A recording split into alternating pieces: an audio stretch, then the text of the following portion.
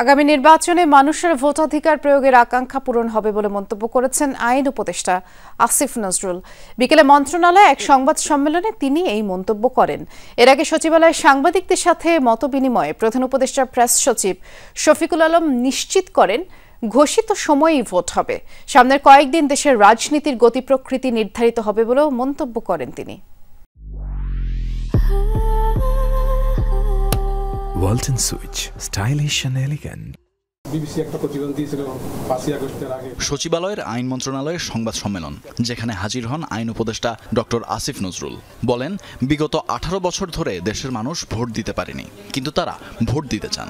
আর আগামী নির্বাচনের মধ্য দিয়ে মানুষের সেই আকাঙ্ক্ষা পূরণ হবে। জুলাই গণঅভ্যুত্থানের পর মানুষের যে প্রত্যাশা, তার প্রতিফলন ঘটবে সামনের নির্বাচনে। নির্বাচনের সময় তো জাস্ট ওয়েট করেন, কিছুদিনের মধ্যে ঘোষণা শুনবেন। আমিও তো 18 বছর ধরে ভোট দিতে পারি নাই। আমাদের নিয়ত আছে বাংলাদেশের ইতিহাসে বেস্ট ইলেকশন দেওয়া। এটা স্যার আমাদেরকে সবসময় বলে। এর আগে দুপুরে সচিবালয়ের গণমাধ্যম কেন্দ্রে বাংলাদেশ সেক্রেটারিয়েট রিপোর্টার্স ফোরাম আয়োজিত বিএসআরএফ সংলাপে কথা বলেন প্রধান উপদেষ্টার প্রেস সচিব শফিকুল আলম। এ সময় তিনি বলেন, আগামী 5-6 দিন বাংলাদেশের নতুন রাজনৈতিক বন্দোবস্তের জন্য গুরুত্বপূর্ণ। বেশ কিছু কাজ সম্পন্ন হবে এর মধ্যে। তবে যা কিছু হোক না কেন, নির্বাচন আয়োজনে দেরি হবে না। একটা বিষয় আপনি নিশ্চিত থাকেন, ইলেকশন দেরি হবে না।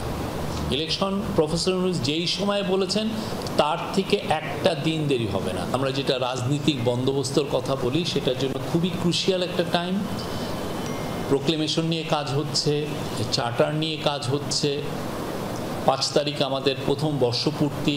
জনগণের অংশগ্রহণ থাকলে সুষ্ঠু নির্বাচন আয়োজনে কোনো প্রতিবন্ধকতা থাকবে না বলেও আশা প্রকাশ করেন প্রেস সচিব। যেভাবেই চার্টারটা অ্যাডপ্টেড হোক না কেন, এইটার ইম্প্যাক্টে যে ইলেকশনে পড়ে। তানভীর মৌসুম, যমুনা নিউজ, ঢাকা।